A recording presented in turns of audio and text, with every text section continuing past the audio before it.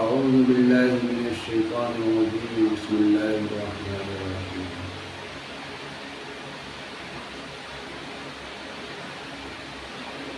تسمیہ یعنی بسم اللہ الرحمن الرحیم۔ بسم اللہ نام سے اللہ کے، اور رحمن الرحیم نہایت مہربان بڑے رحم والے۔ بسم اللہ الرحمن الرحیم کا ترجمہ ہوا شروع اللہ تعالیٰ کے نام سے جو بڑے مہربان نہایت رحم والے ہیں۔ بسم اللہ الرحمن الرحیم قرآن کی آیت ہے۔ بسم اللہ الرحمن الرحیم کو تسمیہ کہتے ہیں۔ فقہا کا اتفاق ہے کہ بسم اللہ الرحمن الرحیم قرآن کریم کی ایک آیت ہے۔ قرآن کی تلاوت سے پہلے اس کا پڑھنا سنت ہے، جو سورتوں کے درمیان فرق کرنے کے لیے اتاری گئی ہے، یعنی کہ بسم اللہ الرحمن الرحیم کو سورتوں کے درمیان فرق کرنے کے لیے اتاری گئی ہے۔ نماز میں سورہ فاتحہ پڑھ کر دوسری سورت ملانے لگے تو دونوں سورتوں کے درمیان بھی بسم اللہ پڑھنا مستحب ہے۔ اس سے پتہ یہ چلا کہ ہمیں جب بھی میں نماز پڑھتا ہوں اور جب بھی ہم نماز پڑھیں تو اگر نماز میں سورہ فاتحہ ختم ہو، اس کے بعد اگر ہم دوسری سورت شروع کرتے ہیں تو اس درمیان میں ہمیں بسم اللہ الرحمن الرحیم پڑھنا چاہیے، اور اس کا پڑھنا اس جگہ مستحب ہے۔ بسم اللہ سے کاموں کی ابتدا بھی کرنی چاہیے۔ ہر اہم کام کے وقت بسم اللہ کو پڑھنا چاہیے، یعنی کوئی بھی کام کی ابتدا کی جائے، کوئی بھی کام ہم شروع کریں تو ہم شروعات میں بسم اللہ الرحمن الرحیم کو پڑھیں۔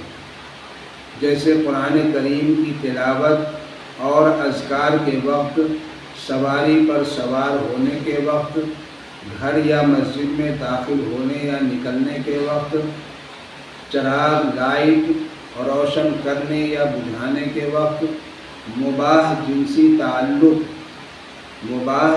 تعلق سے قبل، برتن کو ڈھانپتے وقت، کتابوں کے آغاز میں، میت کی آنکھ بند کرنے اور اس کو قبر میں اتارتے وقت، جسم میں تکلیف کی جگہ پر ہاتھ رکھتے ہوئے، جسم میں اگر کہیں پہ تکلیف ہو تو وہاں پر ہاتھ رکھتے وقت وغیرہ ان جگہوں پر بسم اللہ کو پڑھا جائے۔ بسم اللہ کے بغیر کام میں برکت نہیں ہوتی ہے۔ حدیث شریف میں آتا ہے کہ ہر وہ کام جو ذرا بھی اہمیت رکھتا ہے اس کی شروعات اگر اللہ کے نام سے نہ کی جائے تو وہ نامکمل رہے گا یا وہ ابتر رہے گا۔ کلو کلام او امر ذی بال لا یفتح بذکر اللہ فہو ابتر، مطلب یہ ہوا کہ اس میں برکت نہیں ہوگی۔ ہو سکتا ہے کہ کام ہی پورا نہ ہو، یا کام میں مشکلات زیادہ ہوں، یا کام تو پورا ہو جائے لیکن جو فائدہ ہونا تھا وہ حاصل نہ ہو، وغیرہ وغیرہ۔ یعنی کہ ہمیں چاہیے کہ ہم جب بھی کوئی کام شروع کریں، کوئی بھی خیر کا کام شروع کریں تو اس میں ہمیں شروعات میں بسم اللہ پڑھ لینا چاہیے، چاہے ہم گھر میں داخل ہو رہے ہوں یا گھر سے نکل رہے ہوں، چاہے ہم مسجد میں داخل ہو رہے ہوں، چاہے ہم مسجد سے نکل رہے ہوں۔ جب اگر ہم پانی پی رہے ہوں، پانی پینا چاہ رہے ہوں، اس وقت بھی ہمیں بسم اللہ پڑھنا چاہیے۔ بسم اللہ نہ پڑھنے سے شیطان کی شرکت۔ ایک دیہاتی آپ صلی اللہ علیہ وسلم کی خدمت میں حاضر ہوئے اور بسم اللہ کے بغیر کھانا شروع کر دیا۔ وہ کھاتے رہے یہاں تک کہ آخر لقمے کو بھی کھانے کے لیے اٹھایا اور کھانا چاہا۔ انہوں نے اب تک اللہ کا نام نہیں لیا تھا، لیکن اس آخری لقمے کے وقت بسم اللہ یاد آ گئی تو ہاتھ روک کر بسم اللہ پڑھی اور کھانا کھایا۔ آپ صلی اللہ علیہ وسلم ان کو دیکھ کر مسکرانے لگے۔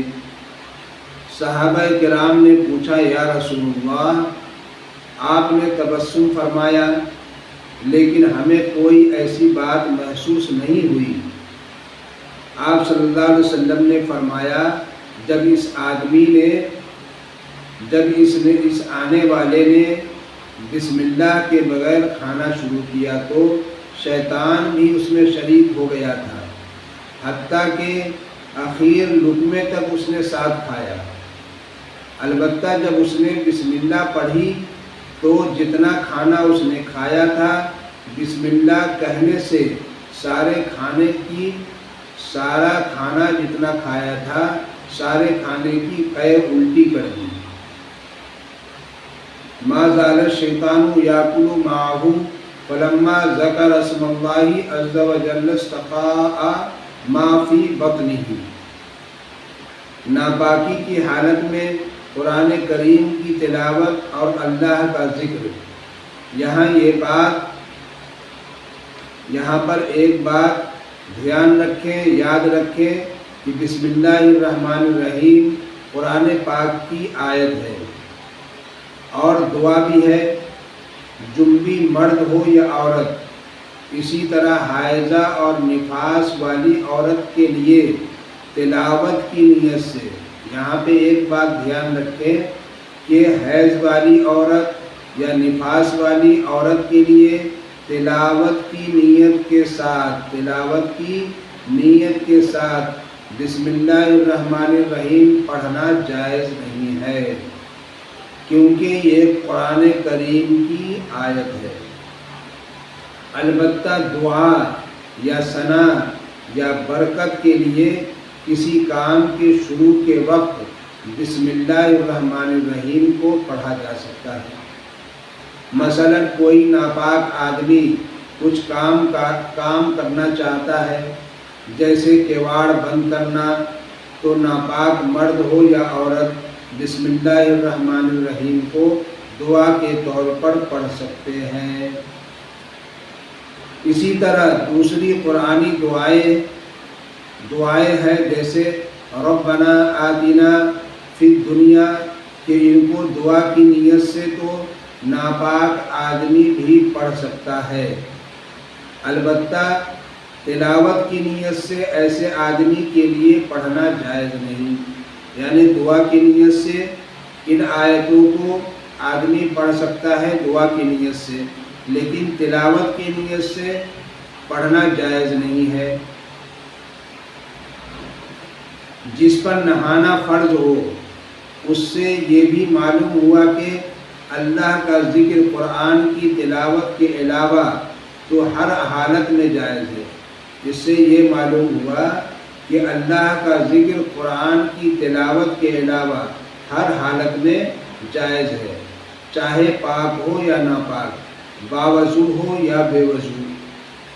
نیز بے وضو آدمی قرآن کی تلاوت کو کر سکتا ہے، یعنی بے وضو آدمی قرآن کی تلاوت کو کر سکتا ہے مگر قرآن کو ہاتھ نہیں لگا سکتا۔ بے وضو آدمی قرآن تلاوت کر سکتا ہے لیکن قرآن کو ہاتھ نہیں لگا سکتا۔ آدمی کو کب کب بسم اللہ کا پڑھنا فرض، سنت، مستحب، مکروہ اور حرام ہوتا ہے۔ جانور ذبح کرتے وقت بسم اللہ کا پڑھنا فرض ہے۔ وضو میں اور ہر اہم کام کے ابتدا میں، اسی طرح کھانے پینے اور بیوی سے صحبت کرنے میں بسم اللہ کا پڑھنا سنت ہے۔ ان کی چیزوں میں، وضو میں اور ہر اہم کام کی ابتدا میں، یعنی ہم کوئی بھی اہم کام کی ابتدا کرتے ہیں، کوئی بھی کام کی ہم شروعات کرتے ہیں، جیسے ہم نے گاڑی کے اوپر سوار ہوئے اور گاڑی کو اسٹارٹ کیا، ہم چلے کہیں پہ، کسی گاڑی پہ سفر میں ہم جا رہے ہیں، بس میں ٹرین میں ہم سفر کر رہے ہیں، اگر ہم بس میں ٹرین میں ہم اگر چڑھتے ہیں تو وہاں پہ بھی بسم اللہ کا پڑھنا سنت ہے۔ کبھی مستحب بھی ہے، جیسے جوتی پہننے اور ہر بھلے کام کے وقت اس کا پڑھنا مستحب ہے۔ کبھی اس کا پڑھنا مکروہ ہوتا ہے، یعنی بسم اللہ کا پڑھنا کبھی مکروہ بھی ہے، جیسے کوئی مشتبہ کام مثلاً سگریٹ یا حقہ پینے سے پہلے، تو کبھی بسم اللہ کا پڑھنا حرام ہوتا ہے، جیسے شراب یا خنزیر کھانے پینے سے پہلے۔ کبھی بسم اللہ کا پڑھنا حرام بھی ہوتا ہے، جیسے کہ خنزیر یا شراب پینے کھانے کے وقت۔ بسم اللہ کی جگہ 786 کا لکھنا وہ کیسا ہے؟ آج کل لوگ عموماً بسم اللہ کے بجائے 786 لکھنے پر اکتفا کرتے ہیں۔ آج کل لوگ عموماً بسم اللہ کی جگہ بسم اللہ کے بجائے 786 لکھنے پر اکتفا کرتے ہیں۔ یہ صحیح نہیں ہے۔ یہ نمبرات ہیں، اعداد ہیں جو لوگوں نے بطور خود متعین کر لیے ہیں، جو لوگوں نے بطور خود متعین کر لیے ہیں، اس لیے بسم اللہ ہی لکھنا چاہیے۔ بعض لوگ اس کے نیچے محمد کا نمبر 92 لکھ لیتے ہیں، تو یہ بدعت اور مکروہ بھی ہے۔ 786 جیسے بسم اللہ کے نمبر ہیں، ایسے ہی کسی اور چیز کے بھی ہو سکتے ہیں۔ 786 جیسے بسم اللہ کے نمبر ہیں، اسی طرح کسی اور کے بھی ہو سکتے ہیں، اچھی چیز کے بھی ہو سکتے ہیں اور خراب چیز کے بھی۔ حتیٰ کہ بعض حساب کرنے والوں نے حساب کر کے بتایا کہ ہری کرشنا کے بھی، اس کے ہری کرشنا کے بھی 786 اعداد ہیں، جس کی تفصیل یہ ہے: ہا کے 5، را کے 200، یا کے 10، کاف کے 20، را کے 200، شین کے 300، نون کے 50 اور الف کا 1 نمبر ہوگا۔ جب ان کو جمع کیا جائے تو ان کا مجموعہ 786 ہوتا ہے، لہذا بسم اللہ کا بدل یہ نمبر کیسے ہو سکتے ہیں؟ ان تمام نمبروں کو جو ابھی بتایا گیا ہے، ان تمام نمبروں کو اگر جوڑا جائے، جمع کیا جائے تو اس کا مجموعہ 786 ہوتا ہے، لہذا بسم اللہ کا بدل یہ نمبر کیسے ہو سکتے ہیں؟